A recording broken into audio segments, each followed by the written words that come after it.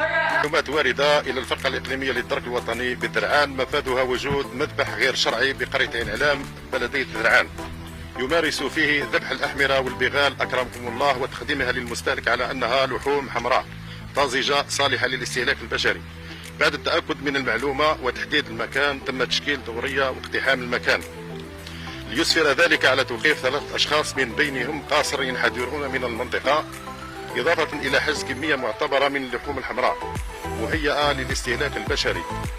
بعد التنسيق مع البيطرة تبين أنها تعود للبغال والأحمرة أكرمكم الله. تم الحجز النهائي لهذه المواد وتم فتح تحقيق كذلك، وسيتم تقديم الأطراف أمام الجهات القضائية المختصة فور الانتهاء من ذلك.